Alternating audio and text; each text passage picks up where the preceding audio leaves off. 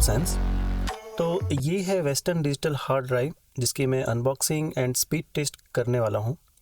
मैं कुछ आपको टिप्स भी दूंगा जो आपको हेल्प करे एक अच्छा हार्ड ड्राइव लेने के लिए। तो स्टार्ट करते हैं बॉक्स के फ्रंट से। ये मैंने वेस्टर्न डिजिटल ब्रांड का माई पासपोर्ट हार्ड ड्राइव लिया है। वेस्टर्न डिजिटल में मेरा ट्रस्ट इसलिए है क्योंकि मेरे पास 2-3 हार्ड ड्राइव्स हैं, जिनमें से जो वेस्टर्न डिजिटल वाला है वो काफ़ी अच्छे तरीके से काम कर रहा है। बाकी दोनों जो मेरे पास ए डेटा और सीगेट के हैं उनमें कुछ ना कुछ इशू मुझे देखने को मिला था। मेरे पास जो वेरिएंट है वो है 5 TB और ये ब्लू कलर में मैंने लिया है। बॉक्स के पीछे इसकी MRP 20,000 दी हुई है और जो मैंने लिया है ये है 7,000 रुपये का। एक्चुअल में इसकी प्राइस जो ऑनलाइन प्राइस अमेज़ॉन फ्लिपकार्ट में जो है वो है करीबन 9 से 10,000 रुपये। मैंने ये ऑन बेली से अनबॉक्स्ड परचेज़ किया है तो इस कारण से मुझे ये थोड़ा सस्ता मिला है।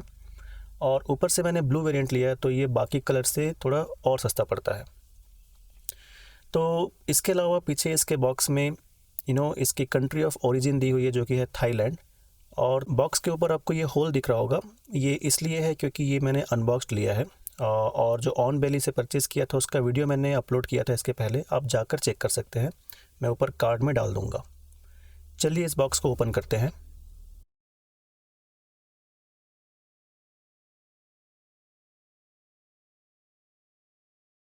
बॉक्स के अंदर हमें यूज़र गाइड, केबल और हार्ड डिस्क मिलता है। इसके अलावा इसमें कुछ भी नहीं है। जो बॉक्स की क्वालिटी है, जो पैकेज की क्वालिटी है वो उतनी अच्छी नहीं है। जो पैडिंग है वो भी उतना ख़ास नहीं है। मेमोरी जैसे डेलिकेट डिवाइसेस के लिए आई थिंक कंपनीज़ को अच्छी क्वालिटी की पैकेजिंग करनी चाहिए। खैर आगे बढ़ते हैं। जो यूज़र गाइड है ये हार्ड कॉपी इन लोगों ने दे रखी है और PDF का लिंक भी है। इसके साथ जो केबल आता है वो standard USB-A to micro B cable है और केबल की क्वालिटी अच्छी है। चलिए अब हार्ड ड्राइव को देखते हैं। तो हार्ड ड्राइव जो है वो काफ़ी प्रीमियम क्वालिटी का लग रहा है। इसमें ऊपर मैट फिनिश है और ये लाइंस बना रखे हैं डिज़ाइन। काफ़ी अच्छा डिज़ाइन है, स्लिम है, लाइट वेट है। जो मेरा पुराना हार्ड डिस्क था जो 2 TB का है उससे ये 5 TB का हार्ड डिस्क कॉम्पैक्ट है और लाइट वेट है। इसमें नीचे की तरफ माइक्रो B पोर्ट दिया हुआ है। USB-C होता तो ज़्यादा अच्छा होता। माइक्रो B पोर्ट में 2 इशूज़ मुझे लगते हैं। एक तो ये कि ये लूज़ काफ़ी जल्दी होता है तो इसके ख़राब होने के चांसेस बढ़ जाते हैं, जैसे कि मैंने पुराने ए डेटा के साथ हुआ था। और दूसरी चीज़ कि इसके लिए ये आपको स्पेसिफिक केबल कैरी करना होता है या इसका स्पेसिफिक केबल ही यूज़ कर सकते हैं आप।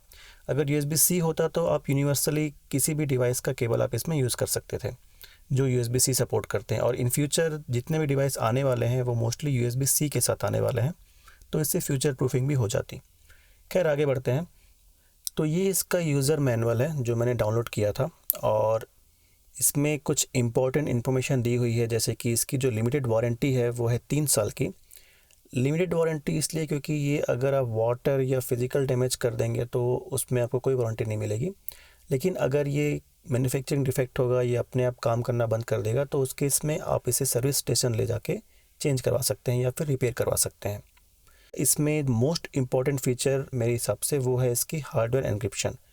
किसी भी मेमोरी डिवाइस में उसकी एन्क्रिप्शन सेफ्टी के लिए बहुत इंपॉर्टेंट है, जो कि इसमें है।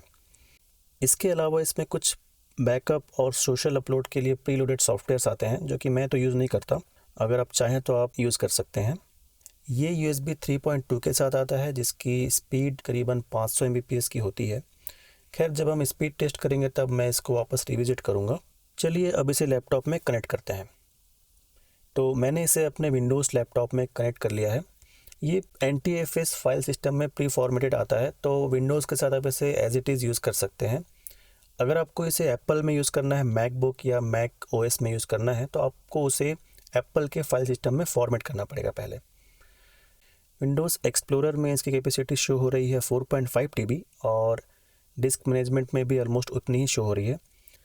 इसका रीज़न ये है कि जो हार्ड ड्राइव मैन्युफैक्चरर होते हैं वो 1000 GB को 1 TB काउंट करते हैं और जो ऑपरेटिंग सिस्टम जैसे कि विंडोज़ हैं वो 1024 GB को 1 TB काउंट करते हैं।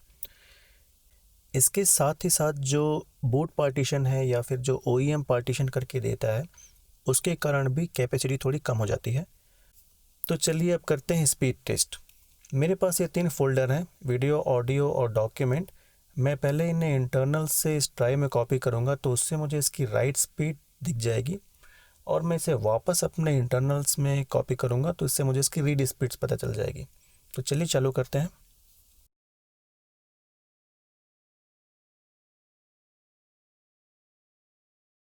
तो वीडियो फाइल्स की राइट स्पीड मिली कुछ 60 Mbps, फ़ोटोज़ की 45 Mbps और डॉक्यूमेंट्स की 3 Mbps। और वीडियो फाइल्स की रीड स्पीड है करीब 105 Mbps, फ़ोटोज़ की 50 Mbps और डॉक्यूमेंट्स की 2 Mbps। ये स्पीड थोड़ी ऊपर नीचे हो सकती है डिपेंडिंग अपॉन जैसे कि इंटरनल हार्ड डिस्क की स्पीड कितनी है या टेम्परेचर एंड ऑल, तो थोड़ा बहुत इसमें एरर हो सकता है। चलिए अब हम करते हैं इसकी बेंचमार्किंग। तो बेंचमार्क के लिए मैं क्रिस्टल डिस्क वो यूज़ करने वाला हूँ। चलिए इसको स्टार्ट करते हैं। तो ये हैं बेंचमार्क के रिजल्ट्स, सिक्वेंशियल राइट और रीड अराउंड 120 Mbps। आप सोच रहे होंगे कि USB 3 होने के बाद भी ये 120 Mbps की स्पीड क्यों दे रहा है, क्योंकि USB 3 में तो 500 Mbps तक की स्पीड हमको मिल सकती है। तो इसका कारण हार्ड डिस्क के अंदर है और ये सारे हार्ड डिस्क में कॉमन है। इसके अंदर जो मेमोरी है और जो मेमोरी कंट्रोलर है उसके बीच SATA इंटरफेस होता है और जो SATA इंटरफेस है उसकी मैक्सिमम स्पीड अराउंड 150 Mbps ही होती है। इसीलिए USB 3 होने के बावजूद 500 Mbps की स्पीड नहीं मिलती। इन फ्यूचर शायद ऐसे हार्ड डिस्क मार्केट में आने लगे जो USB 3 की पूरी कैपेसिटी यूज़ कर पाए। तो ये था detailed unboxing of western digital my passport hard drive.